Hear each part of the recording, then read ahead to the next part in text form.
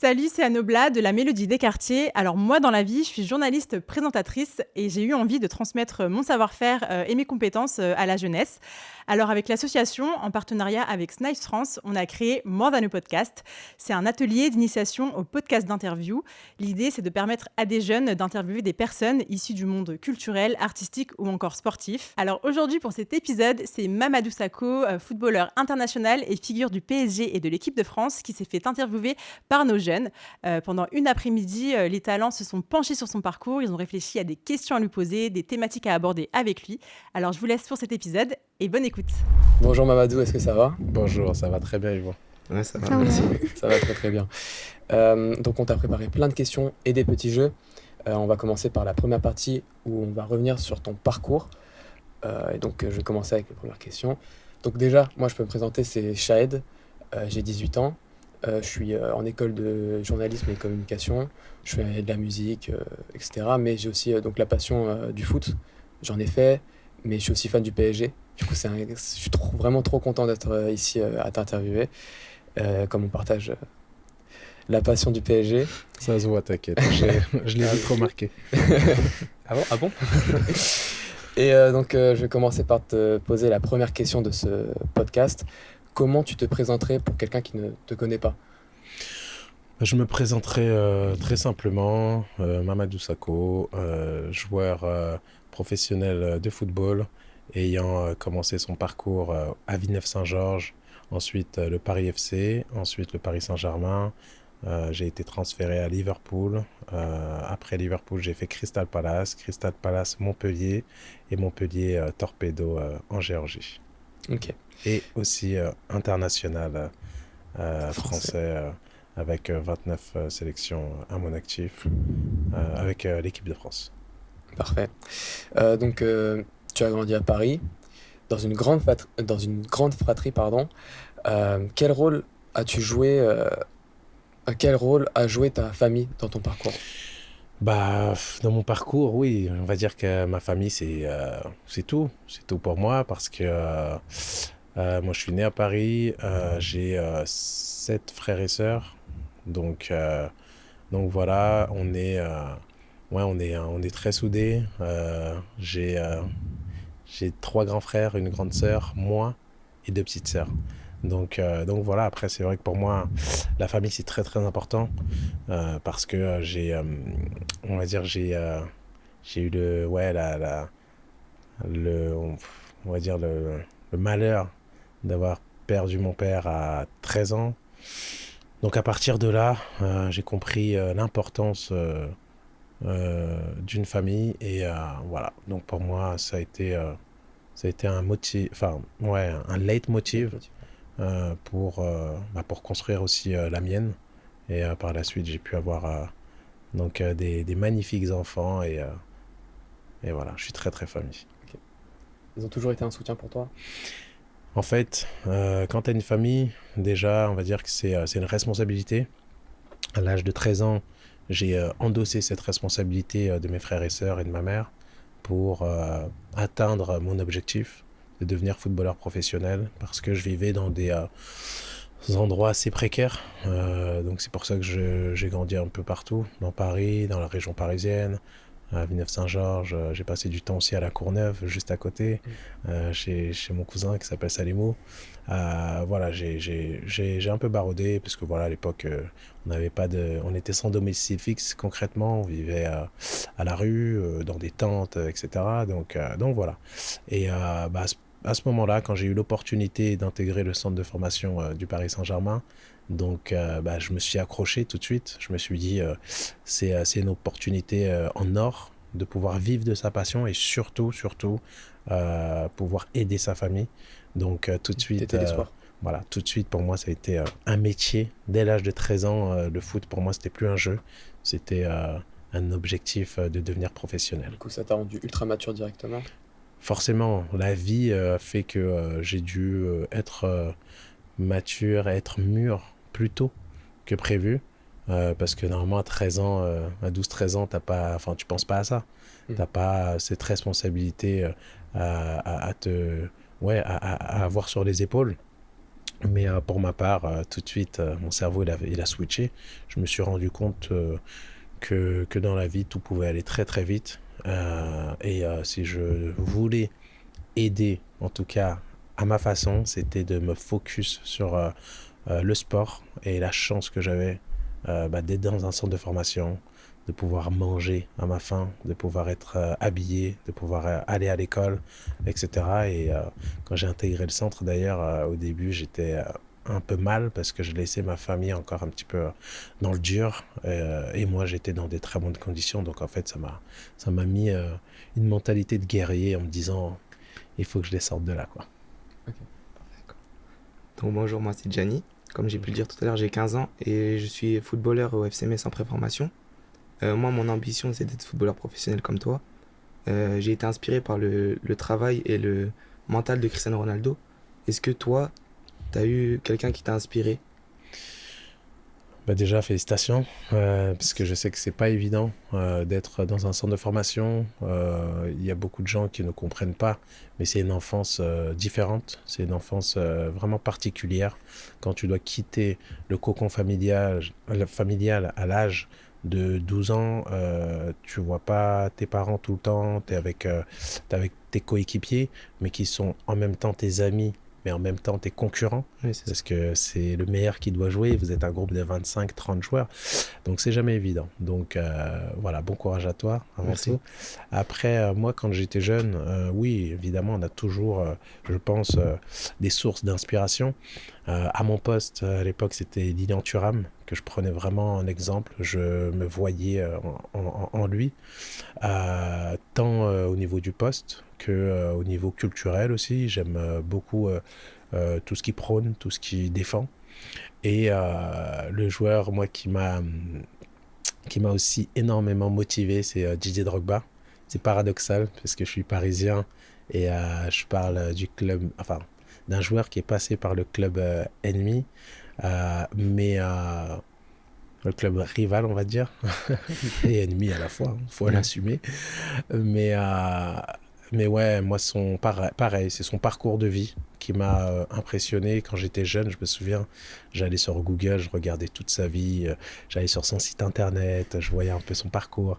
Et même quand, j'allais dire, Marseille jouait, c'est le seul joueur qui faisait que je regardais Marseille et que j'ai célébré ses buts, pour vous dire. Parce que j'aimais l'homme. Et je l'ai toujours suivi, donc partout où il est passé. Donc j'avais des posters de l'Olympique de Marseille, malheureusement, chez moi, à cause de Drogba, parce que j'aimais Drogba, et non l'OM évidemment. Mais voilà, c'est un joueur qui m'a énormément inspiré, voilà, qui fait beaucoup pour l'Afrique. Voilà, donc pour moi, c'est aussi un exemple en tant qu'homme et en tant que joueur. D'accord, merci. Et qu'est-ce qui t'a donné la niaque pour te dépasser? Pour Te dépasser. Ce qui m'a donné la niaque pour me dépasser, pour moi, il n'y a pas... Ouais, ça a été le décès de mon père, perso. À 13 ans, quand j'ai vécu ça, c'était un choc émotionnel, mais en même temps une très grosse force. Parce que à partir de ce moment-là, j'ai eu une détermination en me disant let's go. En fait, j'ai plus le choix. Donc c'est pour ça que je dis souvent, être footballeur professionnel, pour moi, c'était pas un objectif, mais c'était une obligation. Je devais le faire. Et j'avais pas le choix. Tu as commencé très jeune, un peu comme moi, en espérant devenir un grand joueur comme toi. C'est quoi le quotidien d'un jeune en centre de formation dans un grand club comme le PSG? Le quotidien d'un jeune dans un centre de formation comme le Paris Saint-Germain, en tout cas à mon époque, donc à l'âge de 12 ans, j'étais pris au centre de pré-formation. À l'époque, on était basé à Conflans, Sainte-Honorine. Donc tu faisais 2 ans à Conflans, 2 ans à Verneuil, et ensuite tu intégrais le centre de formation à 16 ans. Donc ce qu'on faisait donc à l'âge de 12 ans à l'époque, donc on était en internat, le matin on se levait à 6h50 du matin, donc c'était le temps de se doucher, voilà, faire les lits, etc. Parce que c'est assez militarisé, hein. On est déjà responsable, on est déjà responsabilisé à cet âge-là, donc c'est faire son lit, se doucher, préparer ses affaires, son sac de foot aussi. Ensuite on allait prendre le petit-déj aux alentours de 7h30.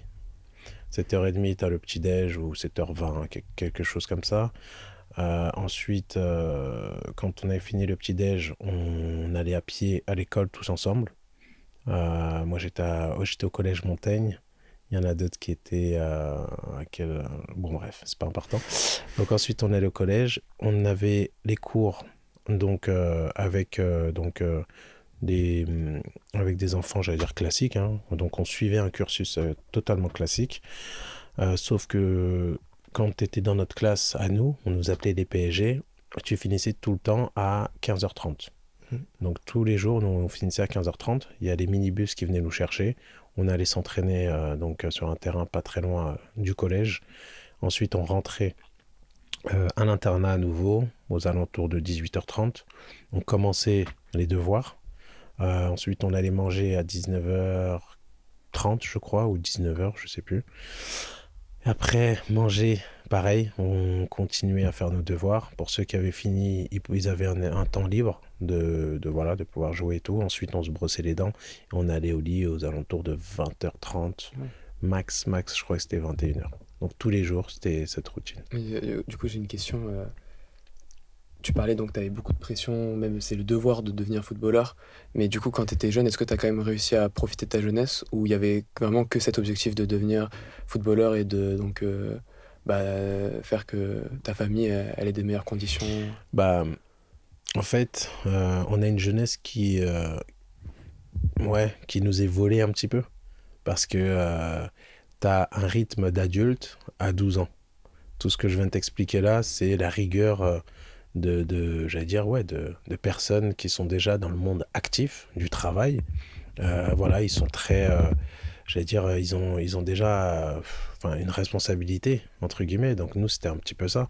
Parce que quand tu passes moins de temps avec ta famille, quand toute la semaine, tu dois t'entraîner pour un objectif qui est le match, si tu fais une bêtise à l'école, par exemple, tu as des heures de colle, etc., tu peux avoir la sanction de ne pas jouer le match, par exemple. Tu peux être puni et faire, je sais pas, des 15-15 en plus, des courses, etc. Je me souviens, nous, une fois, il y a eu, je sais plus, il y a un joueur qui avait fait une bêtise et le groupe, on voulait pas dénoncer la personne. Toute l'équipe a pris, en fait. On s'est entraîné pendant 2 heures à courir, il y avait de la neige, on devait faire des pompes dans la neige. Ce jour-là, j'en ai pleuré, carrément. C'était, 12 ans, t'es là, c'est quand même une pression psychologique. Oui, moi je pense que tous les gamins ne peuvent pas supporter parce que c'est pas facile. Moi, le premier, moi je venais de Paris, j'ai grandi, je suis né dans le 18e arrondissement, j'ai grandi une partie de mon enfance à la Goutte d'Or, etc. Mais au bout de 6 mois, je suis rentré chez moi en pleurant, en disant stop, j'ai envie d'arrêter. Et voilà, à l'époque, on m'a dit pourquoi. Je dis mais c'est trop dur, il y a trop d'exigences. C'est l'heure, c'est pas facile, vraiment. Tu penses que c'était à ton époque ou par exemple aujourd'hui, c'est moins exigeant, enfin je veux dire c'est plus facile, je sais pas comment dire, mais oui, plus facile pour les jeunes d'aujourd'hui en centre de formation. Très sincèrement, je sais pas parce que je sais plus trop comment ça se passe à cet âge-là dans les centres de formation. Mais moi, ce que j'ai vécu, il faut... c'est pour ça qu'on dit souvent que c'est un faux rêve, entre guillemets. Il y a beaucoup de prétendants, beaucoup de jeunes qui rêvent d'être joueurs de foot, mais très peu y arrivent parce que ça demande une exigence dans tous les secteurs, que ça soit psychologique, les aptitudes physiques, de la rigueur, du travail, pas que. Il faut aussi une partie de chance. Il faut que le coach apprécie ton style de jeu. Il y a tellement de paramètres en fait qui rentrent en compte. Tu peux aussi passer tout ton cursus de formation dans un club et ne pas signer professionnel là-bas, mais avoir une opportunité ailleurs. Donc, à un moment donné, il faut aussi prendre des décisions avec ta famille. Est-ce que je reste à Paris ou est-ce qu'il y a Chelsea qui me veut à 16 ans? Est-ce que j'y vais? Ou est-ce qu'il y a un club peut-être moins médiatisé que le Paris Saint-Germain? Est-ce que c'est pas là-bas où je vais avoir plus de chances de jouer, avoir de l'opportunité justement de m'exprimer et pouvoir grandir? Donc en fait, il y a beaucoup de choses qui rentrent en compte. Donc c'est les familles ou les joueurs qui réussissent à gérer tous ces paramètres du mieux possible. C'est eux, je pense, qui arrivent à perdurer et à réussir parce que tu as des talents qui par moments font les mauvais choix et n'y arrivent pas. On les voit que 2 ans ou 3 ans en pro, et ensuite ils ont une carrière complètement différente de celle escomptée, quoi. Et est-ce que tu as eu un mentor ou quelqu'un qui t'a poussé à croire en toi dans ta carrière? Bien sûr, j'ai eu un mentor, un grand frère. Un grand frère, depuis que j'ai commencé, hein, c'était, j'allais dire, mon agent, Ousseni. Ousseni et Ahmed, ils sont deux.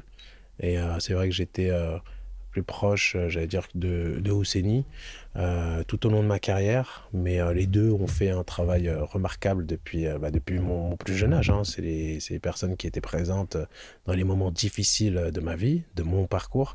Et voilà, j'ai limite jamais eu de mandat signé avec eux parce qu'on travaillait en confiance et on a toujours travaillé en confiance. Et j'ai eu la chance, et c'est rare dans le foot, d'avoir un agent de 12 ans jusqu'à 35 ans aujourd'hui.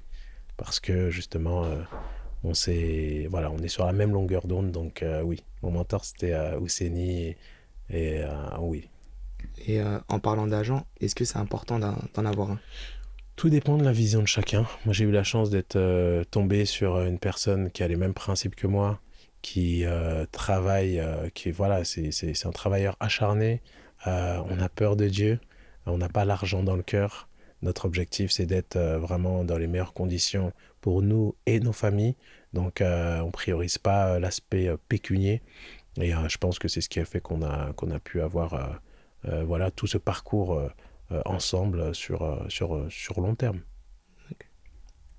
Alors, moi, c'est Lina. Je fais partie du Enchantée, programme. Lina. Je fais partie du programme Aller les filles de la fondation du PSG. Et en parlant du PSG, tu as été le capitaine le plus jeune du PSG. Comment tu l'as vécu?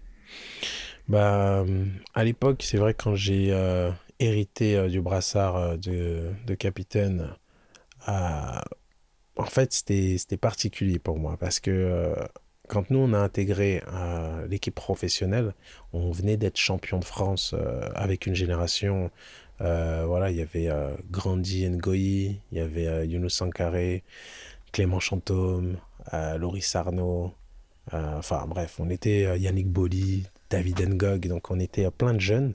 On a intégré donc le groupe professionnel. Et à cette époque-là, quand j'ai eu la chance de porter le brassard à 17 ans, en fait, pour moi, c'était quelque chose de normal ou de naturel parce que j'étais avec mes potes, en fait. Mes potes du centre de formation, arrivés en pro, pareil, on était, je sais plus, 5 ou 6 jeunes sur le terrain ce jour-là.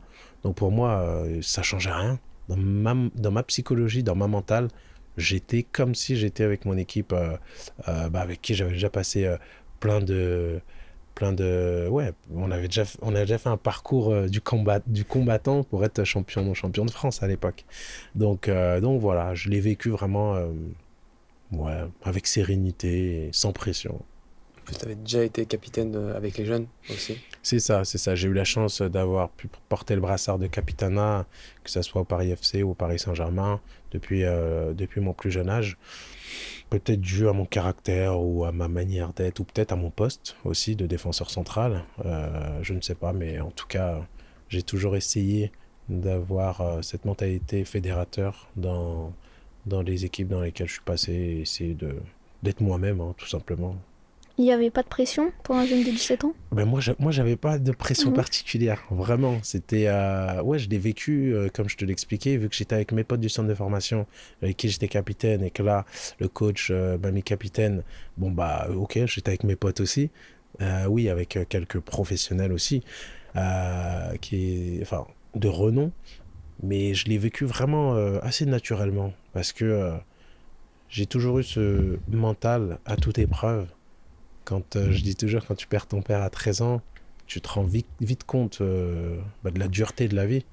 Donc, entre perdre son père et être capitaine à 17 ans, je pense que la pression, elle penche beaucoup plus dans le sens, tu vois, de la perte d'un être cher. Donc non, j'étais déjà paré à tout ça, j'avais peur de rien, j'avais peur de personne, j'étais très très focus et déterminé surtout. Quand tu es arrivé en 2009 au PSG, ce n'était pas le PSG de maintenant. Enfin, Voilà. Qu'est-ce que tu penses avoir rapporté à ce club? Bah moi, ce que j'ai apporté à ce club en 2009 en professionnel, mais tu sais, porter les couleurs du Paris Saint-Germain dès son plus jeune âge déjà, c'est représenter la capitale. Parce que tu joues déjà dans toute la France, tu joues contre Lille, Lyon, etc. Donc tu représentes déjà la capitale. Tu représentes aussi le Paris Saint-Germain dans toute la région parisienne, parce qu'aller jouer à Sarcelles, aller jouer à Saint-Denis, aller jouer au Paris FC, aller jouer à Paris 19e, etc., c'est pas évident. Donc on a vécu des matchs qui étaient très chauds, mais tu représentes toujours le Paris Saint-Germain. Donc déjà, moi je dirais que j'ai représenté le Paris Saint-Germain bien avant mon intégration dans le club, dans l'équipe première. Et ensuite, oui, de représenter en professionnel, après c'est une fierté. Une fierté de pouvoir représenter, de venir de Paris, de représenter le club de la capitale au Parc des Princes, un stade dans lequel j'allais quand j'étais très jeune, grâce à des places données par la mairie à l'époque. Donc non, pour moi, oui, ce que j'ai pu apporter au Paris Saint-Germain, à la finalité, c'est mon cœur. En 2013, il y a l'arrivée des nouveaux joueurs en défense.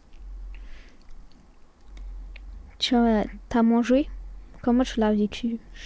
Franchement, je l'ai très bien vécu. Parce qu'en fait, tu sais, dans la vie, il faut savoir être humble et apprendre des autres. Donc quand tu as la chance d'avoir des joueurs de renom qui intègrent le Paris Saint-Germain, bah en fait, tu es là pour apprendre, tout simplement. C'est des joueurs d'expérience qui ont fait des matchs exceptionnels.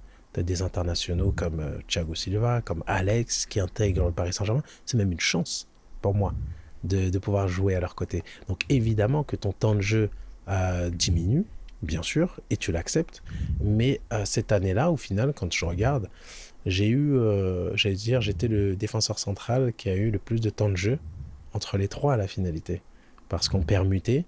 Donc il y avait un match, ils étaient alignés, un autre match, j'intégrais l'axe, après il y avait des blessures, etc., etc. Donc quand tu regardes à la fin de l'année, au final, des trois, je suis celui qui avait été le plus titularisé. Donc au final, non, c'est une année où j'ai appris et voir mon temps de jeu réduit, vraiment, ça m'a pas du tout touché. C'est juste que il faut savoir accepter et apprendre surtout aux côtés des plus grands. Parce que s'ils viennent et qu'eux, ils sont sur le banc, au final, tu n'apprends rien. Donc, il faut bien que toi, tu diminues en temps de jeu pour pouvoir déjà aussi faire progresser l'équipe, parce qu'ils viennent aussi pour rapporter quelque chose, tu vois. Donc, voilà. Et aussi, personnellement, est-ce que ça t'a fait progresser, donc de savoir qu'il y avait de la concurrence et qu'il fallait quand même que tu te battes quand même pour ta place? Bien sûr que c'est important. C'est important, j'allais dire, dans tout métier, si tu n'as pas de concurrence, tu deviens lazy. Tu vois, lazy, tu es plus tranquille, etc. Donc évidemment que dans le foot, et on sait que le football, c'est un sport où la concurrence est accrue, il y en a sans cesse. Donc évidemment que ça donne aussi cette hargne de redoubler d'efforts, de travailler 2 fois plus pour pour rester au niveau déjà et montrer que tu mérites aussi ta place. Et ouais, c'était une concurrence saine, un peu comme ce qu'on peut voir aujourd'hui au PSG. Oui, au début, pour moi, elle était très saine. Et je suis parti parce que elle devenait un peu moins saine, justement. Tu as connu une carrière à l'international. Comment, en tant que joueur, on s'adapte au changement de club, à la langue, à l'intégration avec les autres? Ça, c'est vrai que c'est pas évident quand t'es jeune et que tu fais des cours d'anglais à l'école. Moi, j'étais le premier au fond de la classe où je me dis, allez, on parle anglais, laisse tomber, tu vois. Mais en fait, tu te rends compte quand tu prends de l'âge que c'est très, très, très important. Moi, je suis arrivé en Angleterre, je parlais pas 0 anglais, je parlais -10. Ça veut dire je comprenais rien, aucun mot. C'est vrai que j'ai vite progressé puisque je me suis mis au travail et quand je travaille, je veux atteindre un objectif. En général, je mets tout en œuvre pour y arriver. Donc en 8 mois, je maîtrisais. Mais l'intégration n'est jamais facile parce que tu arrives dans un nouveau pays où tu es un petit peu déphasé. Voilà, les routes, déjà, quand tu traverses en France, Tu regardes, d'abord, tu vois ce que je veux dire? Tu regardes déjà à gauche, à savoir si la voiture, elle va arriver. En Angleterre, c'est l'opposé, tu vois? Mm. Après, au niveau de la nourriture, c'est pareil, c'est différent. La texture de la viande, etc., c'est différent. Les restaurants, c'est différent. Tu comprends pas forcément la langue, donc pareil, tu as l'impression de pas être chez toi, mais tu es forcé de t'adapter de par ton métier. Et ouais, la première chose, c'est d'abord t'adapter sur le terrain. Et le football, on a cette chance où le langage, il est universel. Quand tu as les qualités, tu as l'intelligence de jeu et tu as la détermination, bah, avant tout, tu communiques sur le terrain et tu commences à te faire respecter sur le terrain par tes coéquipiers, par le public et par les différents stades en fait, où tu vas jouer. Les gens ne te connaissent pas forcément. Et quand tu mets, en tout cas moi à mon poste, quand tu mets des taquets, les gens ils commencent à se méfier un peu de toi et tu gagnes le respect par là. Donc voilà, on a cette forme aussi de communication. Mais c'est vrai que l'intégration n'est jamais évidente quand tu vis dans un pays loin de ta famille, un peu seul. Moi j'ai eu la chance, j'étais déjà marié, j'avais déjà une petite fille. Mais pour des jeunes qui partent tout seuls, leurs parents doivent rester en France, continuer à travailler parce qu'ils ont d'autres frères et sœurs, c'est jamais évident. En plus, tu connaissais personne à Liverpool aussi. Oui, après j'ai eu la chance d'avoir, il y avait aussi des Frenchies comme on dit, Ouais. des francophones, des gens qui parlent un petit peu français, des joueurs comme Kolo Touré à l'époque, qui parlaient français et d'autres après nous ont rejoints, Divock Origi, Christian Benteke et d'autres. Mais oui, c'était une très belle expérience et moi je vis tout ça comme une chance en fait, vraiment. Parce que quand tu sais d'où tu pars et tu sais ce que tu as réussi à faire, euh, comme chemin, comme parcours, semé d'embûches, tu peux juste remercier le bon Dieu et être fier surtout de ce chemin. Et prouver que tu mérites d'être là aussi. Bah oui, de toute façon, prouver qu'on mérite d'être là, c'est le travail de tous les jours. Pas depuis seulement le contrat professionnel, mais bien avant. Parce que le travail, il n'a pas commencé quand j'ai fait mon premier match au Parc des Princes. Le travail, il a commencé depuis le berceau. Il a commencé dans les cours, dans les cours de récré au collège. Tout ça, c'est cette rage de vaincre, cette envie de gagner à chaque fois entre l'équipe CM1A et CM1B. Non, mais c'est vrai, la mentalité, elle part de là. Elle part de là. Le City Stade, quand tu joues au quartier contre des mecs qui sont plus grands que toi, tu as envie de gagner, en fait, ça part de là. Et le talent du joueur de foot, pour moi, c'est là où il se crée, c'est là où il se trouve. C'est dans la rue, c'est dans les cours de récré, c'est dans les City Stades. Et ensuite, voilà, les talents se révèlent. On intègre des clubs de proximité, de quartier, etc. Et là, les clubs professionnels ont l'œil sur justement tous ces talents et ils prennent le meilleur du 93, le meilleur du 94, le meilleur de Paris 20e, Paris 18e. Et après, là, entre meilleurs, vous devez aussi avoir cette exigence à savoir qui est le meilleur des meilleurs. Donc, c'est pour ça que je vous dis que cette exigence, en fait, elle commence depuis le plus jeune âge et les gens ne voient pas les choses comme ça. Ils regardent juste le niveau professionnel. Oui, le mec, il a signé pro, il gagne tant. Oui, mais oh, mon coco, on charbonne depuis qu'on a 8 ans. Et c'est la vérité. Parce que si tu t'arrêtes, le meilleur joueur je sais pas moi, d'un autre club parisien, il va prendre ta place. Et en fait, tu dois toujours te remettre en question, toujours travailler dur et pour montrer que tu mérites justement ta place. Ok. Aussi, je voulais te poser une question. Quand tu as dit que avant ton départ donc à Liverpool, la concurrence elle devenait moins saine, est-ce que tu peux plus détailler? Non, cette partie-là, j'en parlerai plus, je pense, dans mon documentaire qui sortira, voilà, sur lequel je suis en train de bosser. Ok, je saurai à ce moment-là. Ces précisions-là, je préfère les garder en exclu. Ok, vas-y. Donc, on va partir du côté de l'équipe de France. Ouais. Parce que tout simplement, tu peux parler de ton expérience. Superbe expérience aussi. Hein. Tu sais, quand tu es jeune, pareil, j'ai eu la chance, moi, de porter le maillot d'équipe de France depuis les moins de 17, je crois. J'ai eu la chance 17, 18, 19 en espoir et en professionnel. Donc, pour moi, ça a été un cursus normal de pouvoir jouer pour l'équipe de France. Parce que, comme je le dis, je viens de parents immigrés, sénégalais, qui se sont installés en 86 ici en France, même s'ils ont vécu, j'allais dire, une installation assez difficile, délicate. Mais voilà, c'est en France où j'ai fait mes études, c'est en France où j'ai intégré un centre de formation, c'est en France où je suis né. Donc jouer pour l'équipe de France, pour moi, c'était un cursus normal. Et voilà, c'est aussi cette forme de reconnaissance en tout cas et de redonner au pays qui t'a appris à jouer au football, qui t'a donné la chance d'intégrer un centre de formation et qui t'a formé hein, tout simplement. C'est normal. Donc voilà. Non, très très belle expérience. Fierté de pouvoir faire partie pendant plus de 10 ans des meilleurs joueurs français, considérés comme étant, voilà, tu fais partie des meilleurs joueurs français de ton époque, de ta génération. Donc tu peux que être fier une fois de plus. Ok. On va avancer un peu dans le temps. Donc, on était en 2016. Tu as été injustement suspendu, ce qui t'a fait quand même, comme on parlait donc, de l'équipe de France, rater l'Euro 2016. Ouais. Et aussi la Ligue Europa, qui est quand même un trophée majeur donc avec Liverpool. Exact. Et je me demandais qu'est-ce que tu as ressenti sur le moment et comment rester fort aussi après ce type d'épreuve. C'est vrai que cette épreuve-là, elle a donné clairement un tournant à ma carrière. Clairement. Après, comment je l'ai vécu sur le coup? Sur le coup, tu sais, moi, je suis quelqu'un de croyant. Et je me dis toujours que le bon Dieu, il te met jamais une épreuve que tu peux pas supporter. Tu vois? Donc, soit, une fois de plus, je me dis, laisse tomber, c'est injuste, mais pourquoi je vis ça? Et tu t'apitoies un peu sur ton sort. Soit tu dis, c'est comme ça, c'est la vie. Il faut y aller, let's go. Et peut-être plus tard... Enfin, il y a toujours... moi, je prends les choses comme ça. Je me dis, si ça doit arriver, c'est que ça devait arriver.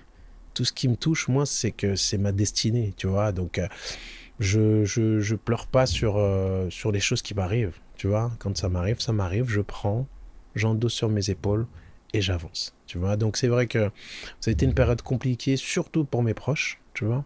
Surtout pour ma famille, pour ma mère, tu vois, elle a reçu des appels du bled.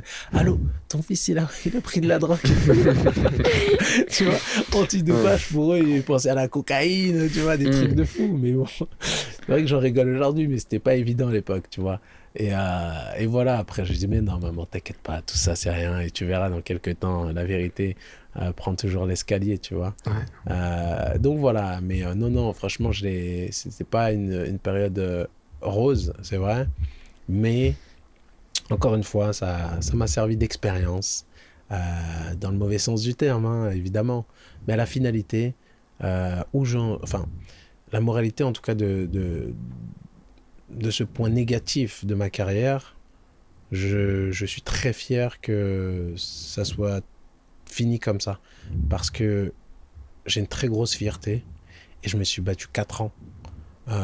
Je suis l'un des rares sportifs à avoir attaqué l'agence mondiale de dopage et à la finalité ils se sont excusés, ils ont reconnu que c'était une erreur de leur part, ils ont reconnu que j'avais pas triché et surtout ils ont à la finalité j'allais dire lavé le nom Sako, qui pour moi représente mon père. Et pour moi, c'est ça ma plus grosse fierté. Et par la suite, j'ai eu la chance encore d'avoir été appelé avec l'équipe de France. Donc au final, l'apothéose en tout cas dans mon combat, qui à la finalité, j'en suis ressorti grandi et encore une fois fier. Tu as pu rejouer jusqu'en 2018 avec l'équipe de France. Tu as pu rejouer jusqu'en 2018 avec... C'est ça, exactement, ouais. Après, j'avais refait 2 sélections, je crois, en 2018, si je ne me trompe pas. Donc, du coup, c'était spécial aussi de revenir en équipe de France Bien sûr que c'était spécial, évidemment. Quand tu vis une injustice, comme ça a été le cas pour moi, et que tu vis des échéances, tu rates des échéances aussi importantes. Sachant que tu te prépares dans ta carrière pour toujours être au top, et qu'on t'enlève ça, en fait. On t'enlève ça gratuitement pour le reconnaître 4 ans après et s'excuser. Donc c'est vrai que c'est pas évident à vivre. Et je pense que j'ai plus ressenti un dégoût quand j'ai gagné en fait mon procès, parce qu'il y a eu une médiation et voilà.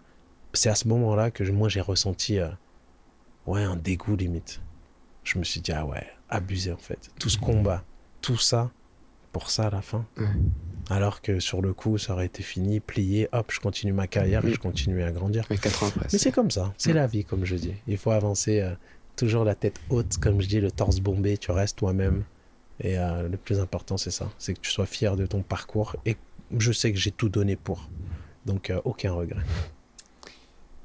Donc, il y a peu de gens qui savent, on parlait donc de ta carrière, il y a peu de gens qui savent que tu es allé après Montpellier, donc au Torpedo en Géorgie. Ouais.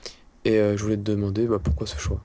Pourquoi ce choix? C'est parce que quand ça s'est fini donc avec Montpellier, j'ai reçu pas mal d'offres, que ça soit en Australie, aux États-Unis, au Brésil, en Italie, etc. Et j'avais envie en fait d'autre chose. Pourquoi? Parce que j'ai créé en fait plusieurs sociétés sur Dubaï, que ça soit Saco Properties, où aujourd'hui j'accompagne des investisseurs, que ce soit des sportifs, mais aussi des investisseurs divers et variés, à acquérir des biens immobiliers, que ce soit à Dubaï, au Maroc, au Sénégal, à Miami, dans le sud de la France, à Paris, etc. Donc c'est vrai que pour la mise en place de tout ça aussi, ça m'a pris du temps pour avoir les bonnes équipes. Donc voilà, donc en fait j'ai dédié du temps à ça et je voulais pas m'expatrier et aller trop loin de la région du Golfe pour justement ne pas contrôler, on va dire, mes affaires. Et la Géorgie, c'était un bon compromis, parce que c'était à 3 heures de vol de Dubaï, 4h30 de Paris. Mes enfants, ils sont allés avant moi, une semaine. Ils ont kiffé. Voilà. Ils ont kiffé l'école internationale et école américaine. Magnifique. Des infrastructures, j'ai jamais vu ça. Vraiment incroyable. Ils ont tout, hein. C'est-à-dire terrain de foot, terrain de tennis, franchement un campus américain en fait, vraiment très très beau. Il y a la plage, l'hiver tu peux skier en Géorgie, donc c'est des pays en fait qui sont surprenants. On n'entend pas beaucoup parler, mais vraiment surprenants, collés à la Turquie, donc franchement très beau temps, il fait chaud. Donc non, on était dans les meilleures conditions en fait pour accepter cette proposition-là par la deuxième fortune du pays et en même temps avec qui je développe aussi des projets immobiliers. Donc c'était allier le confort bien sûr de la famille avant tout, ensuite continuer bien sûr à apporter mon expérience dans un club en Géorgie et aussi du business. Voilà, donc on va dire qu'il y avait le combo parfait et par-dessus tout j'avais aussi du temps libre pour moi où on avait un accord où bien sûr je pouvais avoir plus de jours off pour pouvoir gérer mes affaires. Donc au final, quand tu as ça à mon âge, pour moi c'est l'idéal. Voilà. Et sportivement, à part ramener de l'expérience, il y avait aussi un autre défi pour toi ou... Bien sûr, ça reste toujours un défi. Tu sais, quand tu es sur le terrain, tu veux toujours donner le meilleur de toi-même. Donc, peu importe l'âge, même si tes jambes ne répondent pas de la même façon qu'à tes 17 ans, 18 ans, et ça c'est normal, parce que le corps humain, à la base, n'est pas fait pour faire du sport de haut niveau aussi longtemps. Parce que voilà, tes muscles ne répondent pas de la même façon à un moment donné, parce qu'en même temps, il y a de la casse, tu te blesses, il y a des joueurs qui ont eu les croisés d'un genou, des fois 2, des fois même 3 dans une carrière, les chevilles, etc. Donc tu as peut-être moins de souplesse à force en fait d'avoir des blessures. Donc voilà. Mais non, le plus important pour moi, malgré mon âge, c'est oui, apporter mon expérience et toujours travailler pour donner le maximum que je peux en mes capacités, chose que j'ai toujours faite depuis mon plus jeune âge. Et elle t'a surpris, la ligue géorgienne ou... Enfin, je veux dire, qu'est-ce que t'en penses? Franchement, c'est une ligue qui progresse, c'est en progression.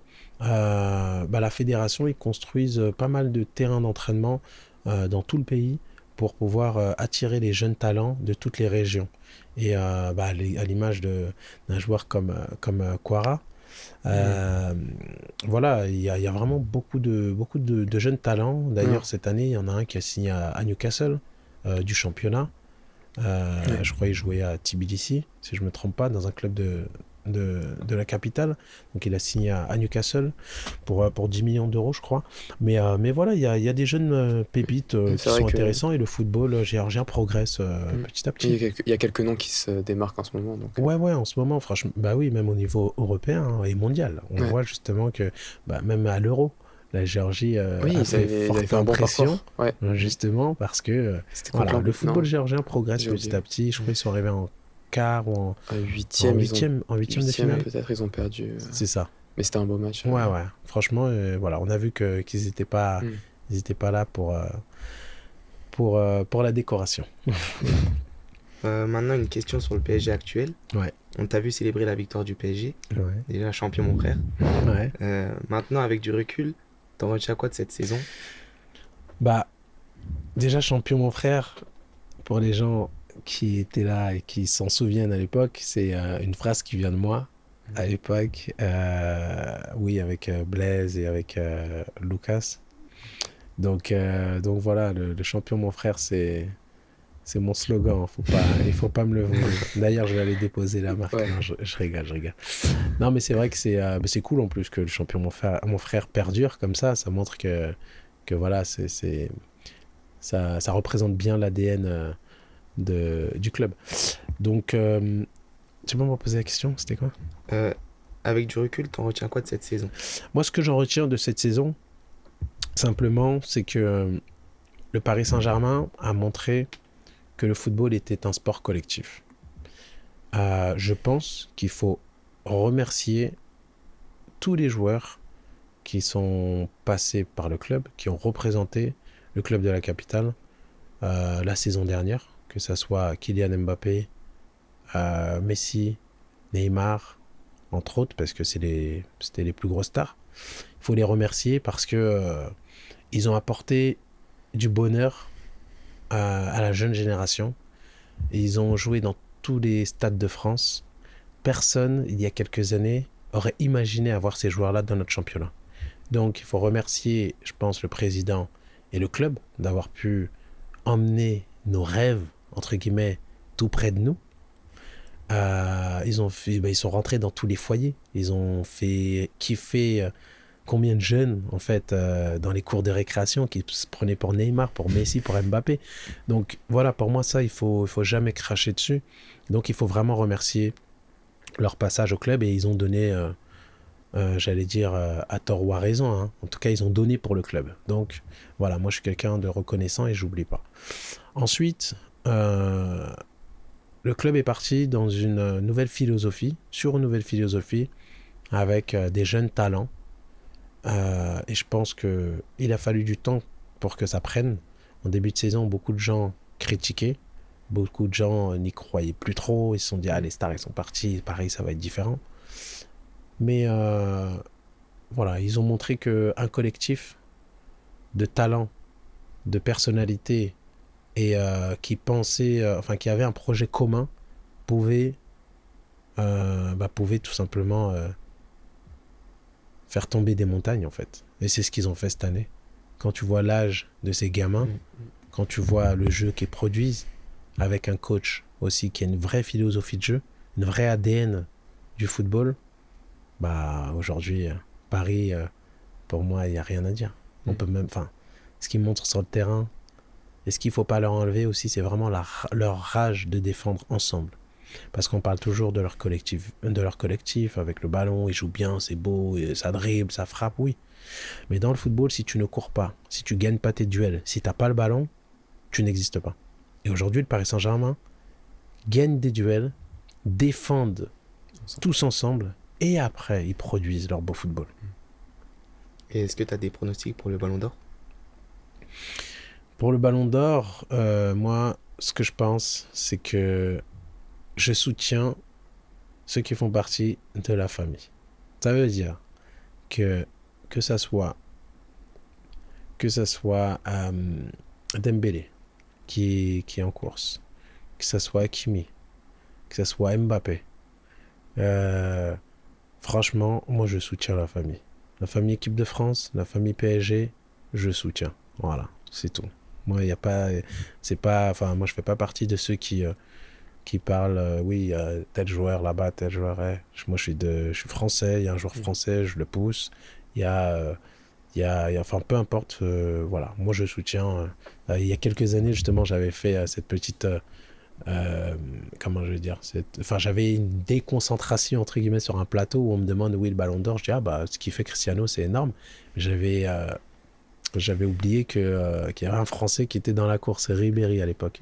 Mais tout de suite, quand on m'a dit Ribéry, je dis quoi, ouais, moi c'est Ribéry, bien sûr c'est Ribéry. Non mais tu vois, parce que c'est important pour moi de soutenir. De les pousser. Voilà, parce que après voilà, l'erreur est humaine. Hein. Des fois, tu vois, t'as pas l'info ou t'oublies un petit détail. Mais moi, quand c'est la famille, je pousse et je suis derrière la famille. Point. Maintenant, on va passer à une partie un peu plus fun. On t'a préparé quelques petits jeux. Ok, Donc, Lina va te faire la présentation du premier et je ferai le second. ça va. Alors, pour le premier jeu, c'est une sorte de tu préfères. Ok. Je vais te donner 2 propositions et tu me diras c'est ce que tu préfères Ok. en expliquant. Alors, le premier, c'est tu préfères gagner 5-4 ou 1-0 vu que t'es défenseur. Franchement, je préfère gagner 1-0. Parce que ouais. clean sheet, tu prends pas de but. 5-4 à la fin du match, on va te dire ouais, quelle victoire exceptionnelle. Mais par contre, il y aura un gros paragraphe. La défense, faut se poser des questions sur la défense. Ils ont pris 4 buts. Donc, ouais, 1-0. 1-0. Ouais. Ok. Alors, le deuxième, c'est tu préfères que Paris passe en D2 ou que Marseille gagne une deuxième Ligue des Champions. Franchement, je préfère que Paris passe en D5.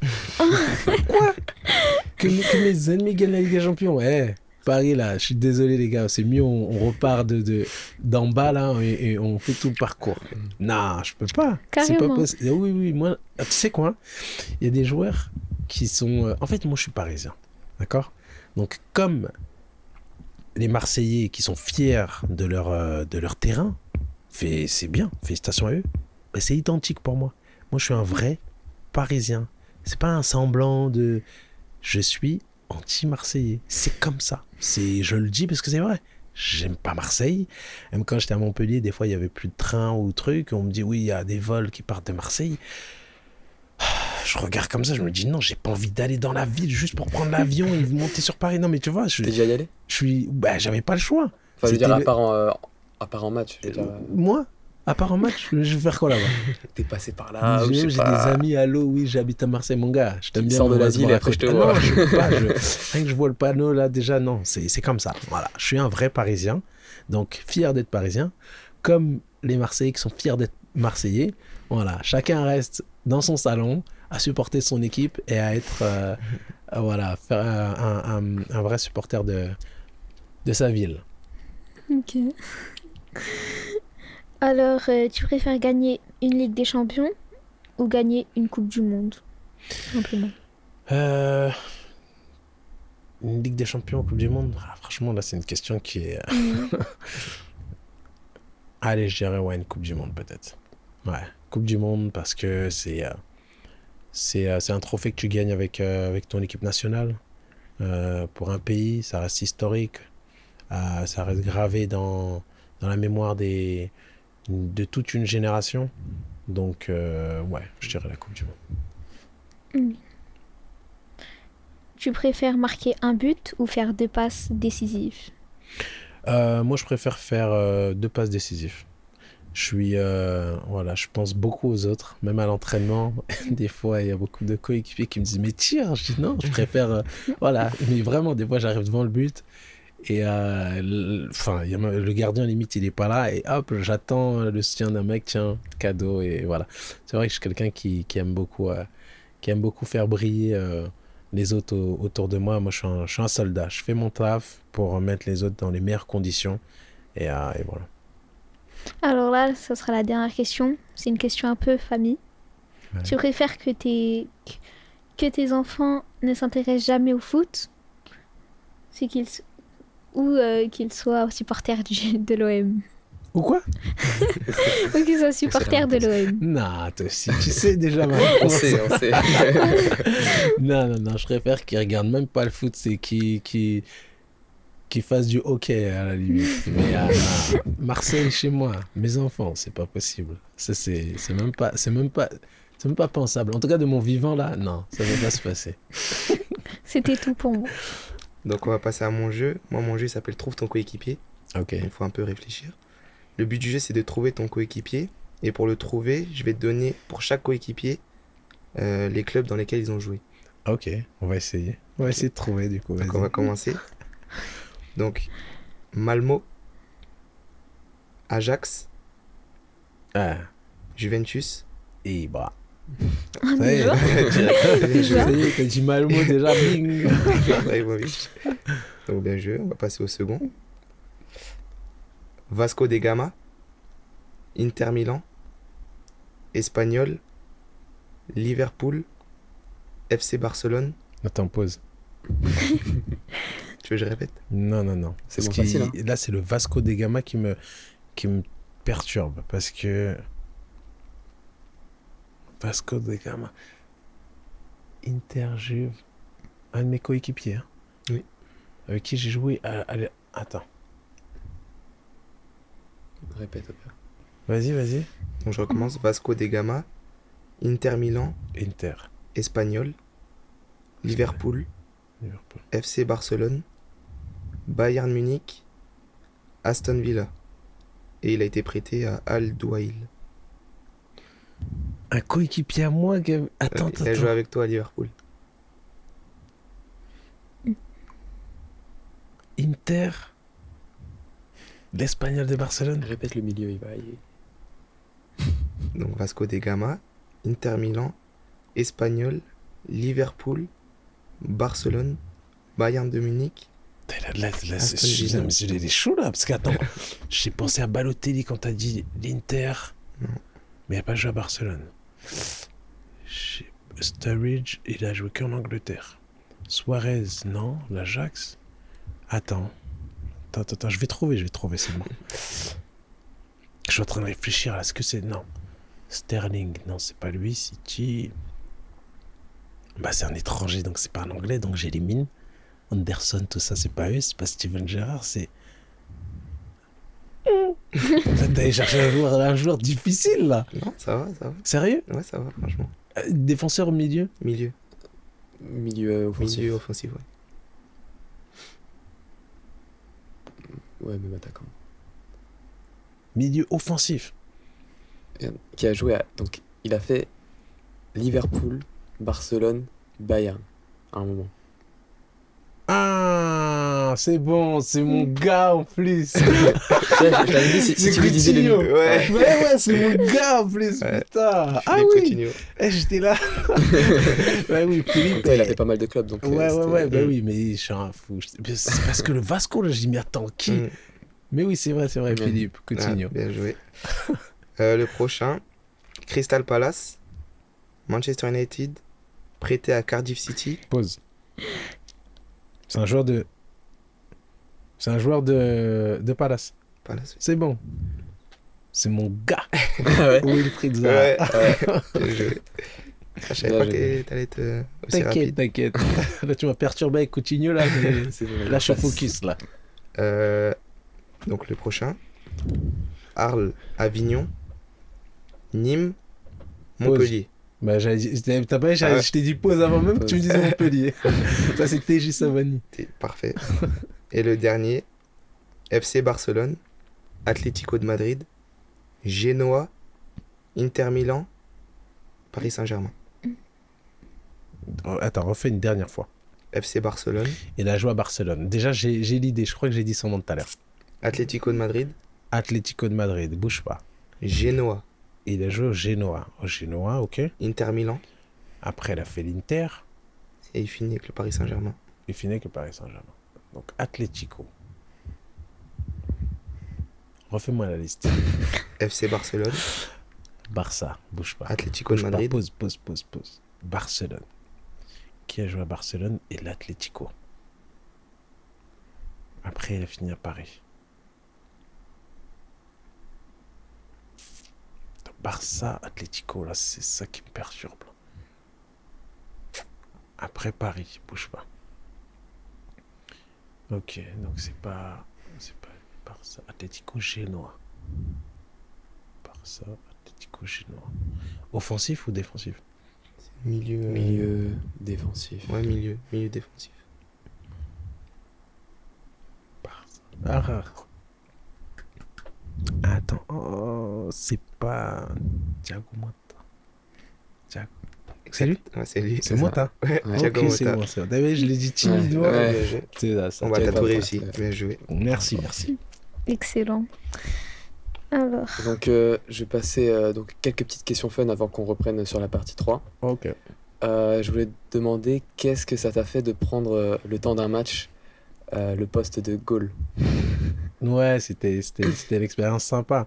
En fait, on était déjà champion de France. C'était le dernier match du championnat. Le coach avait fait tourner. Donc, il avait donné l'opportunité à notre troisième gardien, le Chrome, d'être titularisé. Voilà, il avait un petit peu changé l'équipe et tout. Malheureusement pour lui, il prend un carton rouge. Il n'y a plus de changement. Voilà, plus de changement. Donc, il se tourne vers le banc et dit qu'il va aller au but. Moi, fervent représentant de Paname, toujours disponible pour les autres, pour l'équipe, j'ai dit avec plaisir. Donc voilà, j'ai enfilé le maillot, les gants, je suis allé au but. Et ça me faisait penser en fait au City Stade un peu, tu vois, quand on était petit là. Et voilà, on tournait un petit peu au but. Quand on prend un but, après c'est le suivant et tout. J'ai dit, allez, j'y vais, on est champion, on va s'amuser après, let's go. Et en plus, on gagnait, je crois, le match, ou je sais même plus. Et tu t'es pris un penalty aussi. Ouais, j'ai pris le penalty. Bah, je suis rentré sur un penalty Ouais, d'ailleurs. c'est ça. J'ai pris un contre-pied. Après 0 but. Ouais, c'est peut-être vrai, que- dans le jeu. Mais ouais, non, c'était fun. Franchement, c'était marrant, c'était fun. Et après on a fêté le titre. Donc Et c'était cool. ça t'a plu d'être goal? Ouais, c'était marrant, quoi. Franchement, c'était marrant, marrant, mais c'est pas Ouais. mon poste. Voilà. Ok. Je pense que tu connais FIFA. Ouais. Tu joues? De temps en temps, mais De temps en pas temps, trop. ok. C'est pas... il faut du temps pour jouer à FIFA. Est-ce que tu connais, tu sais, dans le jeu Ultimate Team, les Mhm. cartes héros et Ouais. icônes? Ouais. Est-ce que t'aimerais en avoir une? Est-ce que tu penses en mériter une? Parce que t'es pas encore à la retraite, mais Ouais. les joueurs qui sont à la retraite, après, ils ont Ouais. peut-être la chance d'en avoir une. Bah écoute, franchement, que j'ai une carte ou pas, c'est mignon, c'est sympa, mais voilà, c'est pas un objectif, quoi. Mais tu penses pas avoir quand même une carte icône, par exemple? Si j'en ai une, c'est cool, mais Ouais. tu sais, pour moi, ce genre de choses-là, si c'est des gens, entre guillemets, qui le définissent, tu maîtrises pas ce que les gens pensent de toi ou s'ils veulent ou non que tu aies une carte, tu vois. Le plus important pour moi, c'est le moment qu'on est en train de passer là, tu vois. C'est que, voilà, on m'a parlé de ce projet-là, de venir échanger avec les jeunes. Voilà, je viens, je donne de mon temps et c'est toujours avec grand plaisir quand je peux le faire, que ce soit en France, que ce soit au Maroc, au Sénégal, dans des pays où je suis même pas originaire, aller à la rencontre des prisonniers, des centres de formation, des orphelins, tu vois. Donc voilà, moi c'est ça qui m'importe. Après, si j'ai une carte icône, tant mieux, elle sera la bienvenue, mais si c'est pas le cas, je vais pas me couper les veines, quoi. Ok. Donc tu t'en fiches un peu d'être une icône sur le jeu, mais est-ce que tu t'en fiches d'être une icône ou non, capillairement parlant? Bah, non, c'est pareil, hein. Franchement, c'est exactement la même chose. Moi, je suis moi-même. Ok. Le plus important pour moi, c'est de rester authentique, tu vois. Ouais. J'ai toujours voulu me différencier par un signe, voilà, un signe distinctif, hein. J'avais envie d'avoir une crête, et avant ça, j'avais fait plein de coupes, hein. Coupe au gel, j'avais fait des tresses, des nattes, plein de choses. Et la crête, je regardais, je dis tiens, c'est celle-là que je vais garder. Et depuis que j'ai peut-être, je sais pas, 14 ans, je crois, 14 ou 15 ans, j'ai fait la crête, ça C'est m'a resté. plu, je la garde. Après, ça plaît, tant mieux, ça déplaît, va regarder ailleurs, c'est pas mon problème, c'est pas mon dos. Voilà, faut rester soi-même dans la vie. Faut pas se laisser, je vais dire, imposer par des gens qui connaissent, enfin, qui n'ont jamais été là dans tes moments difficiles, qui vont juste regarder sur internet une photo et qui vont se permettre de critiquer. Vite, j'ai le blocage facile, moi. Voilà, vite, je te bloque. Allez, ciao, t'as rien à faire ici. Et voilà, trace ta route. Et ouais, bah tes coéquipiers ils t'appelaient même Kirikou.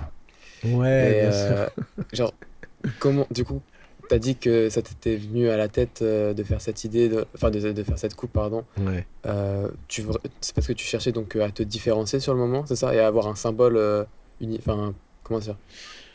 Ouais, c'est ça. On va dire que j'ai un caractère. Des fois, j'aime pas trop rentrer dans les cases parce Ouais. que justement, les gens, ils ont tendance à toujours catégoriser, j'allais dire, ouais, les personnes, tu vois.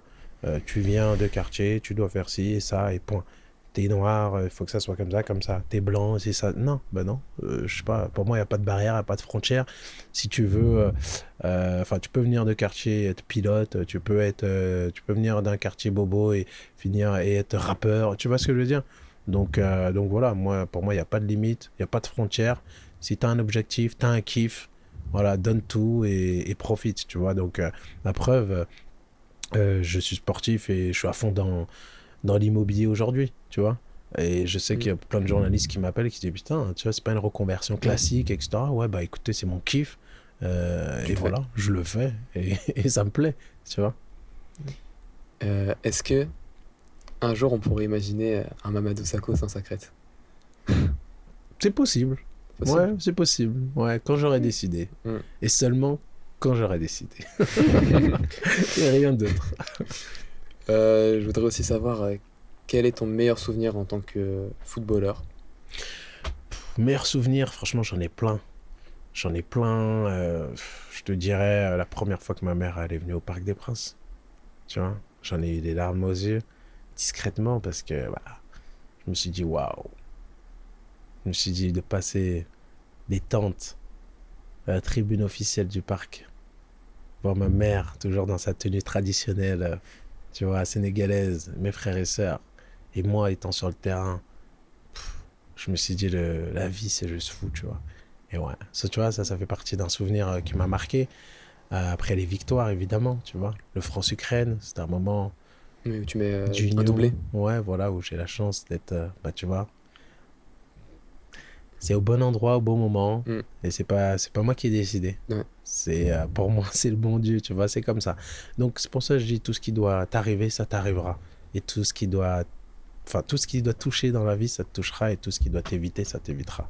Donc, pour moi, c'est comme ça que je vois les choses. Donc non, non, il y a plein de bons souvenirs. On arrive à la partie 3 de ce podcast. Une partie sur les conseils que tu peux donner à la jeunesse, les messages que tu as envie de passer pour les jeunes. Bah,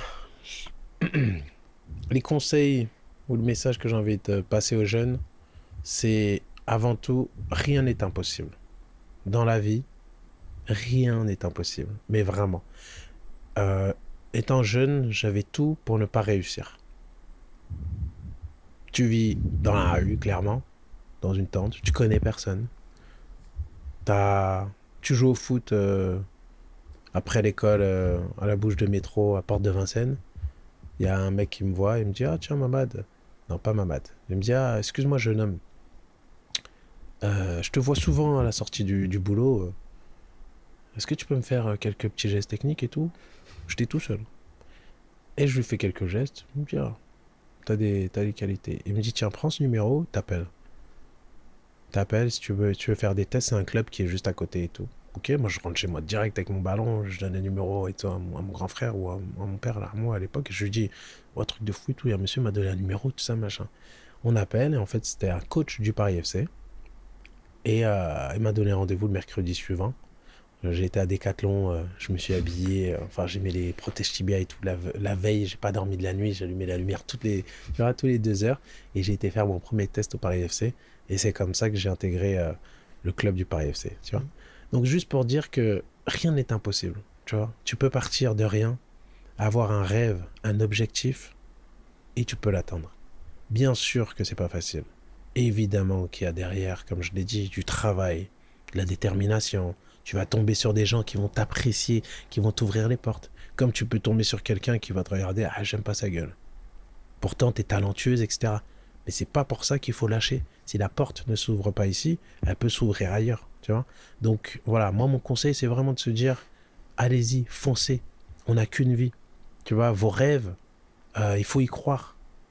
Il faut y croire et il y a des exemples, tu vois. Moi j'en fais partie. Je suis un exemple type, voilà, du petit gamin comme vous, tu vois. Je viens de quartier et ça se trouve même pire que vous quand j'étais jeune.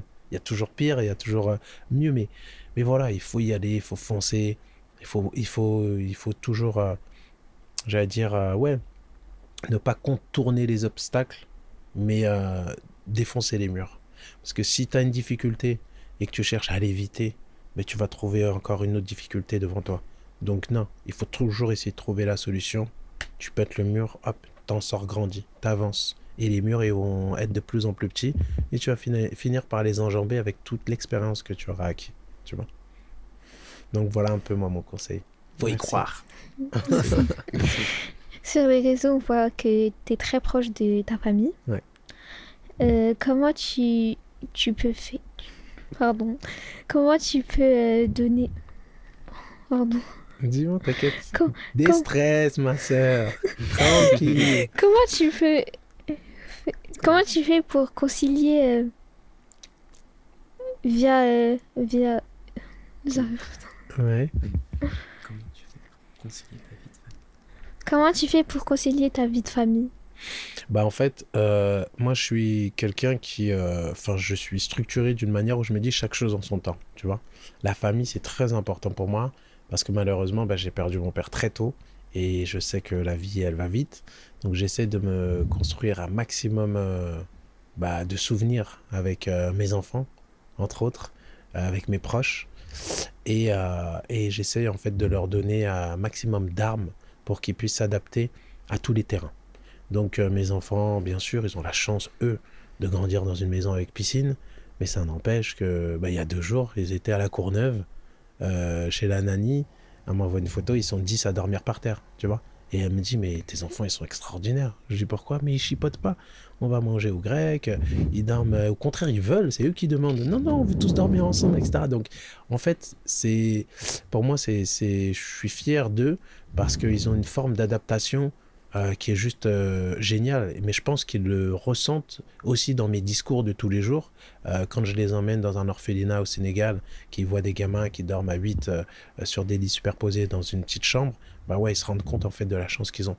Donc aujourd'hui, c'est cette fierté-là que j'ai, c'est d'essayer de leur donner ouais, toutes les armes pour qu'ils puissent manger dans un hôtel 5 étoiles. Ils savent se tenir, c'est pas des sauvages, et qu'ils puissent s'adapter à manger j'allais dire, ouais, chez ma mère, un plat de chèvre où on est 10 autour à la main, quoi. Donc voilà, c'est cette richesse-là que j'essaie de leur apporter avec cette mixité aussi qu'on a la chance d'avoir, avec le côté marocain qui vient de la maman et le côté sénégalais, français aussi qui vient du papa et de la maman, le côté français. Donc voilà, ils ont cette mixité de culture, cette chance de pouvoir aller, de connaître la culture sénégalaise, marocaine, française et aussi grâce au sport, au football, on a pu aussi leur faire découvrir d'autres pays comme la Géorgie qu'ils ont kiffé et voilà, ils ont pu voyager dans différents pays. Donc voilà. Et comment tu as réussi donc, à équilibrer ta vie de famille et et ta carrière professionnelle sans que l'une prenne le dessus sur l'autre, qu'elle soit trop présente ou pas assez présente? Bah, en fait, j'ai essayé tout simplement de vivre mon métier du mieux possible. Ça veut dire il y a des horaires, il y a des exigences de travail, etc. Mais le temps de famille aussi est très important. À l'image, bah, hier, on a vu le Paris Saint-Germain qui ont eu un temps libre, où il y en a, ils sont allés jouer au bowling, il y en a qui sont reposés, il y en a qui ont fait autre chose. Donc, il faut toujours avoir ce temps aussi où il faut couper et penser à autre chose. Pas toujours avoir la tête dans le guidon, foot, parce qu'à un moment donné, psychologiquement, émotionnellement même, c'est pas facile et tu craques. Donc voilà, essayer d'avoir un équilibre. Voilà, la vie aussi, c'est ça, hein, c'est la famille, c'est les enfants. Donc voilà, savoir faire la part des choses et essayer d'équilibrer le temps accordé au boulot et le temps accordé à la famille. C'est quoi la suite pour toi? La suite pour moi, on verra. C'est vrai qu'aujourd'hui, voilà, j'expérimente un petit peu ce métier de commentateur et à être en plateau. Aujourd'hui avec DAZN sur un mois sur la Coupe du Monde des clubs, j'apprends. Voilà, c'est tout nouveau pour moi, vraiment. Donc, j'essaie d'être à l'écoute pour essayer de m'améliorer, de me parfaire. Évidemment, tout n'est pas parfait, mais j'allais dire, c'est un métier. Hein, c'est un métier. Il y en a qui vont à l'école pour devenir avocat, et ils font 10 ans d'études. Il y en a aussi qui font, comme toi, tu vois, ils font des études de journaliste pour justement pouvoir être commentateur demain ou journaliste agréé, etc. Donc voilà, ça n'a pas été mon cas, donc je me lance dans le bain. Sur la pointe des pieds, en faisant des erreurs, mais en essayant d'apprendre du mieux possible, et voir si ça me plaît. Donc on verra, et puis ensuite, j'ai encore des offres pour continuer à jouer au football, mais on verra aussi, pareil. Et j'ai, comme je vous l'ai dit aussi, mes activités à côté qui se passent aussi correctement, bien aujourd'hui. Donc franchement, je suis dans une période où je me pose pas trop de questions. J'ai différentes opportunités qui me viennent. Donc je vais prendre le temps cet été de réfléchir et de prendre une décision.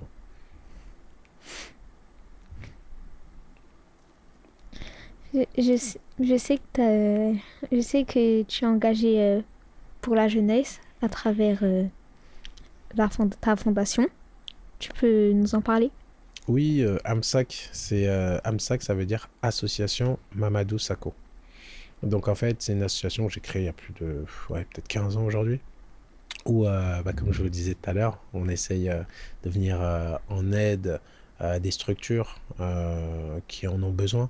On a fait des actions, on a mené des actions, que ce soit dans les hôpitaux en France, en Angleterre ou en Afrique, pas que au Sénégal, ni que au Maroc. On a été au Gabon, on a été au Libéria, en Guinée-Conakry, Guinée équatoriale, Mali, bref, dans plein de pays où on allait justement voir des structures et on apportait l'aide qu'on pouvait, que ce soit matérielle, mais aussi une aide psychologique pour leur donner de la force, parce que ces gens-là sont souvent esseulés, ils sont souvent livrés à eux-mêmes, mais leur apporter un soutien et dire que nous-mêmes, étant en Europe, loin, on pense à eux. Et on leur donne beaucoup de force, beaucoup de courage, et on est reconnaissant du travail qu'ils font pour ces orphelins ou pour ces jeunes malades. Donc apporter des médicaments, des vêtements, vraiment on fait du mieux possible en tout cas.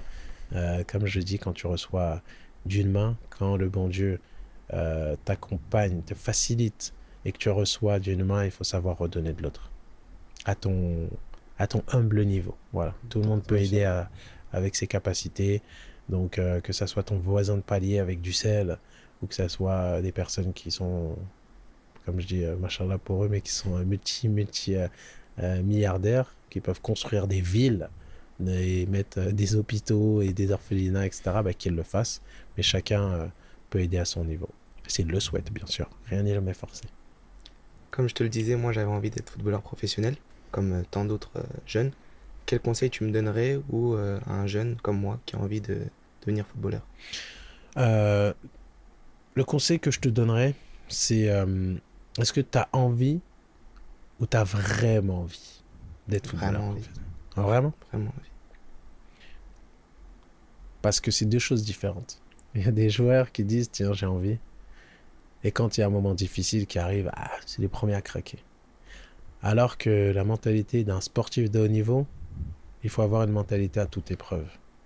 Il faut jamais lâcher. Ça veut dire que tu peux t'entraîner, le coach il va te mettre sur le banc pendant 1 mois, il faut rester avec la même détermination. Et se dire, quand il va me donner rien que 20 minutes de jeu, ça va être l'erreur de sa vie. Parce que je vais tellement lui montrer que je mérite de jouer qu'il est mort. Tu vois? Donc c'est pour ça que je t'ai demandé, est-ce que tu as vraiment envie ou tu as vraiment envie? Non, j'ai vraiment envie. Tu vois? Parce que moi aussi, j'ai eu des moments un peu compliqués suite à beaucoup de blessures. Et donc, j'aurais pu arrêter ou lâcher, mais j'ai continué. C'est ça. Il faut avoir cette détermination, tu vois. Et ça se joue sur des détails. Bien sûr que c'est psychologiquement pas facile. Le coach, il va pas te faire jouer, tu vas t'entraîner, tu vas te dire, laisse tomber, je vais pas jouer, évidemment. Mais dans la vie, il n'y a rien qui est facile. Personne vient, il t'apporte des choses comme ça sur un plateau, tiens, c'est gratuit, tiens, tu veux 500 €, tiens. Ouais, tu veux manger, tiens, gratuit. Non, il faut aller chercher son pain. Et il faut en fait redoubler d'efforts, être meilleur que les autres et être déterminé, tu vois. Dans tout ce qu'on fait, si tu mets pas d'abnégation, de détermination, d'envie, à un moment donné, ça marchera pas. Peu importe, que ça soit dans l'entrepreneuriat. Il y a beaucoup d'entrepreneurs qui ont réussi. Je m'inspire beaucoup aujourd'hui de beaucoup de faces, entre guillemets, du milieu de l'entrepreneuriat. Et c'est le même discours. C'est pour ça que ça se relie à un moment donné. Le sportif ou l'entrepreneur, il faut être rigoureux dans les deux camps. Il faut travailler dans les deux camps. C'est des sports collectifs. Le foot, c'est un sport collectif, mais l'entrepreneuriat, tu ne montes pas une boîte seule. Tu as besoin d'un avocat, tu as besoin des employés, tu as besoin d'une secrétaire. Donc, c'est une team. Il faut aussi avoir le même mindset pour tirer dans le même sens. Pareil dans une équipe de foot, tu vois. Il y a des moments difficiles. La boîte, il y a une crise. Bah, vous ne faites pas les mêmes chiffres. Il faut rester soudé. Et le foot, c'est pareil. Tu as une défaite pendant 2-3 matchs. Bah, en fait, il faut rester soudé parce que ça arrive encore, il y a des échéances. Il faut savoir respecter le client, etc. et répondre à une demande. C'est pareil pour le football. Il faut respecter son adversaire et répondre, entre guillemets, à la demande des supporters, etc. Donc, en fait, c'est deux milieux qui se croisent et c'est les mêmes valeurs au final, tu vois. Donc, ouais, mon conseil, c'est ça. Faut être déterminé, travailler, savoir être à l'écoute des coachs parce qu'ils sont là pour votre bien. Eux, ça y est, ils ont fait leur temps, tu vois. Donc voilà, c'est un mix de tout ça. Ah, merci. Et aussi, l'hygiène de vie aussi, c'est important. Bien sûr, l'hygiène de vie, ça fait partie du package.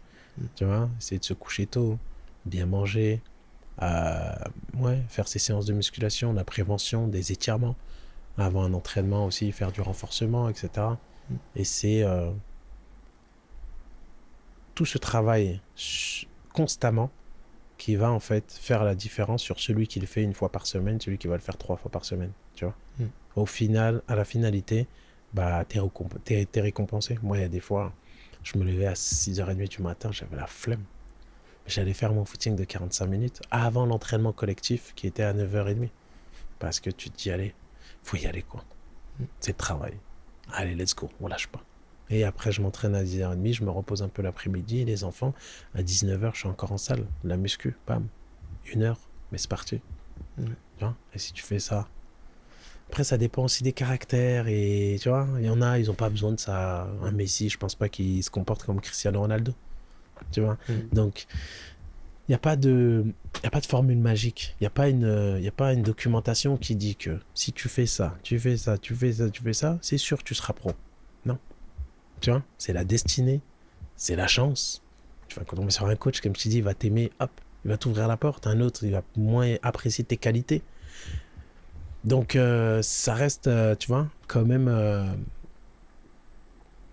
pas évident. Donc, moi, vu que j'ai pas la formule magique, j'essaie de tout mettre sur la table, toutes les options, en espérant qu'il y a un de ces chemins qui puisse être la tienne, tu vois, et que tu puisses réussir. Mais, comme j'ai dit tout à l'heure, il n'y a rien qui est impossible.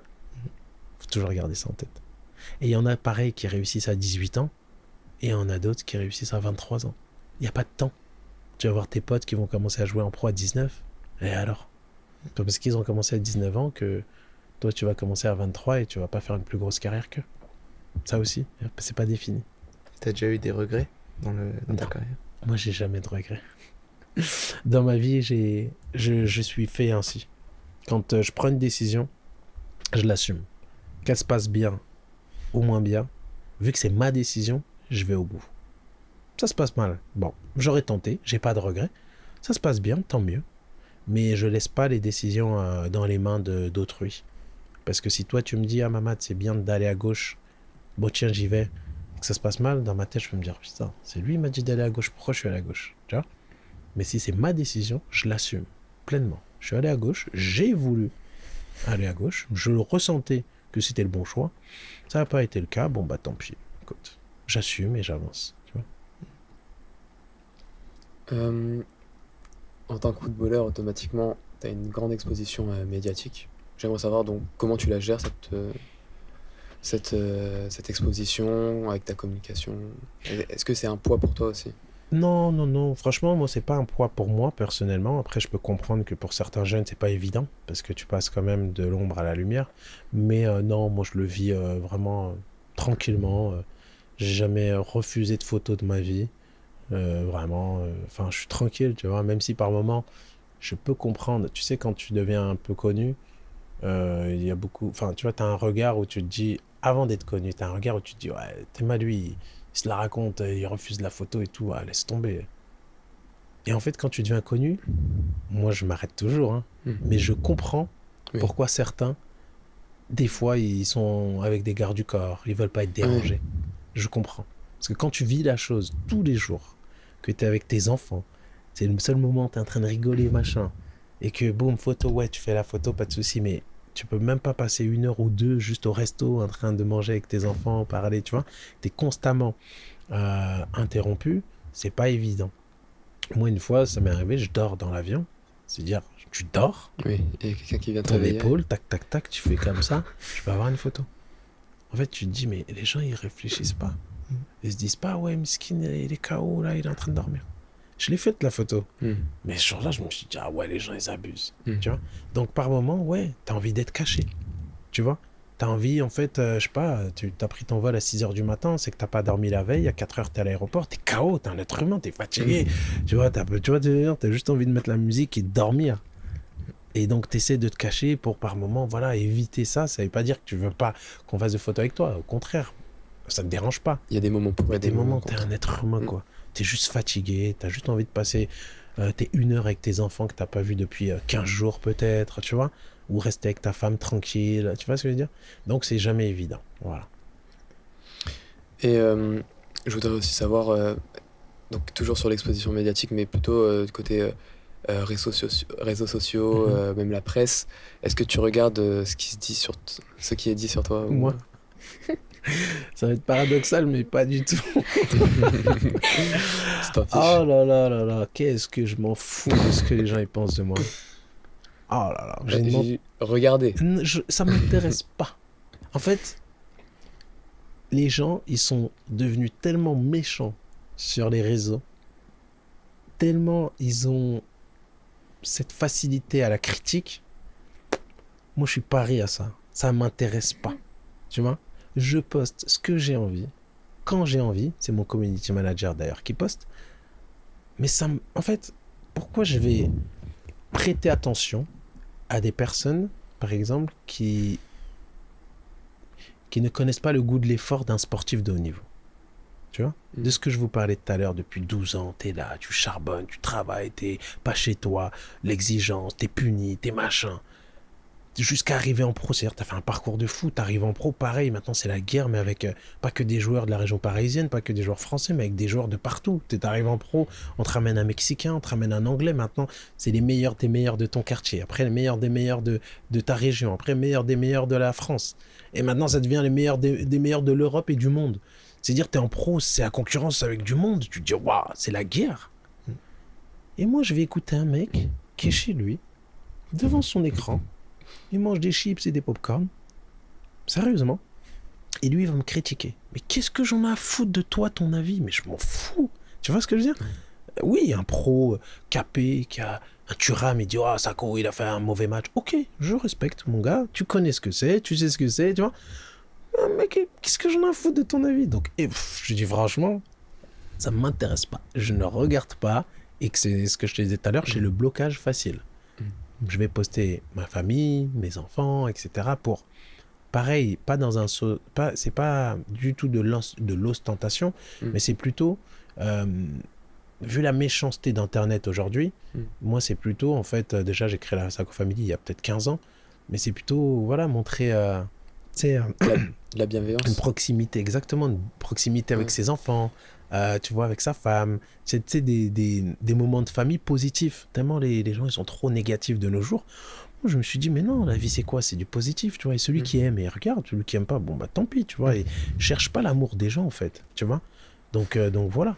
Personnellement, non, les réseaux, oui, quand je te disais, j'ai le blocage facile, c'est une personne qui va me donner un conseil bienveillant. Je suis preneur, ça me dérange pas. Mais le moindre... Mais pourquoi t'as dit à la petite de taper la grande. Attends. Tu sais, des fois, enfin, la dernière fois, j'avais ma grande qui embêtait la petite, tu vois. Elle a touché comme ça et tout. Non, arrête. Je dis, arrête, Sienna. Je dis, Nia, allez, tape là et c'est bon, t'as gagné. Tu vois, le Dharma, elle rend sa monnaie et elle a gagné. Ouais. Voilà, c'est fun, c'est marrant. Un commentaire, oui, mais pourquoi tu dis à la petite de taper la grande, ça se fait pas, mais psychologiquement, la grande, elle peut se sentir bloc. Putain. Je te bloque. T'es pas là, c'est pas toi qui vas me dire comment je dois éduquer mes enfants. Tu vois ce que je veux dire? Donc en fait, tous les messages malveillants que enfin, de conseils bizarres ou de ouais, mais pourquoi ci, pourquoi ça, t'as jamais été là dans ma vie. Pourquoi t'es pas venu me voir quand je dormais dans la tente? Quand je dormais dans la tente là, t'es venu pour me dire ouais, mais en fait, tu sais, je vais t'aider. Non. Alors aujourd'hui que j'ai fait tu vois, j'ai eu mon parcours, mon chemin. Zarma, c'est toi. Tu vas me dire ouais, mais fais ci, fais ça dans ta vie. Allez, bloque. Chut, je te calcule pas. Tu vois. Donc voilà un peu la mentale. Donc on va finir avec la dernière question du podcast. Donc ce podcast, il existe grâce à l'association La Mélodie des Quartiers. Et le slogan de l'association, c'est « Ça n'existe pas d'être nul ». Alors pour conclure, on a cette dernière question. Est-ce que toi, à un moment de ta vie, tu t'es senti nul ou on a fait te sentir nul? Et comment t'as fait pour surpasser ce moment? Bonne question, ça. Là. Est-ce qu'on m'a déjà fait me sentir nul?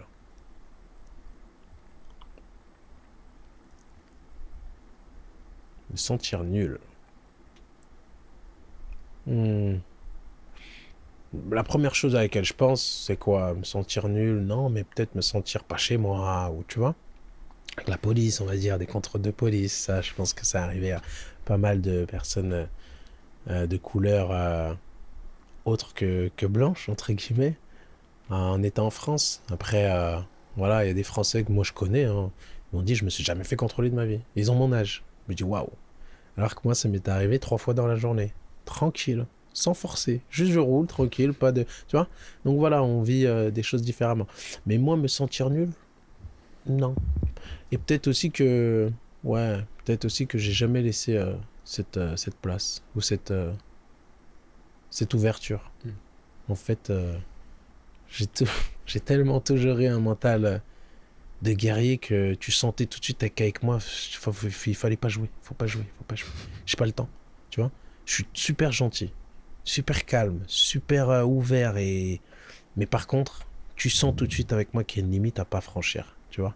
Donc dans le manque de respect, où tu vas te permettre de rigoler avec les autres joueurs d'une certaine façon, bah moi, fais bellec, tu vois. Viens pas faire des blagues où tu vas manquer de respect.